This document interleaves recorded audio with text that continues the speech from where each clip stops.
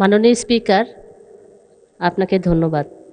মাননীয় অর্থমন্ত্রী মহোদয়, অনুগ্রহ করিয়া বলিবেন কি, রাজস্ব আয় বাড়াইবার জন্য কর হার না বাড়াইয়া কর জাল সম্প্রসারণের লক্ষ্যে সরকার কি কি পদক্ষেপ গ্রহণ করেছেন?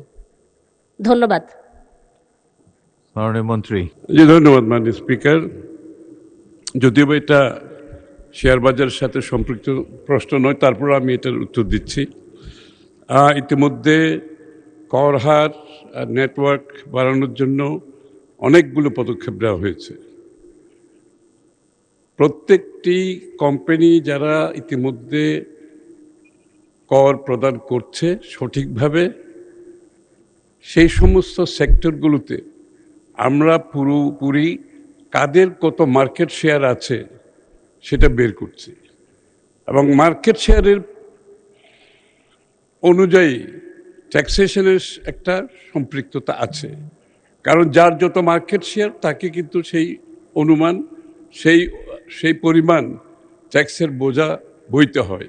তো আমরা বিগত দিনে কিন্তু এই কাজগুলো হয়নি। আমরা প্রত্যেকের মার্কেট শেয়ার নির্ধারণ করছি, প্রত্যেকটি কোম্পানির কোন সেক্টরে কার কত মার্কেট শেয়ার আছে, এটা হচ্ছে 1 নম্বর।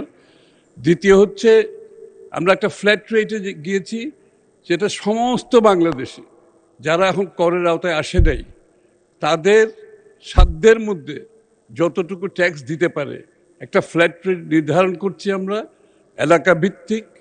সুতরাং সেই ফ্ল্যাট রেটের মাধ্যমে কোনো এনবিআর কর্মকর্তার, ট্যাক্সেশনের কর্মকর্তার কাছে ট্যাক্স পেয়াররা যাতে কোনো ধরনের হয়রানির শিকার না হয়, এই জন্য ফ্ল্যাট রেটের মাধ্যমে তারা ট্যাক্স দিতে পারবে। তাদেরকে কোনো ট্যাক্সের ফর্ম ফিল আপ করতে হবে না, এবং সেই ফ্ল্যাট রেটের শুধু রিসিপ্টটাই হাতে থাকবে। সুতরাং তাদেরকে হয়রানিও করা হবে না, তাদের সাধ্যের মধ্যে যতটুকু তারা কর দিতে পারে।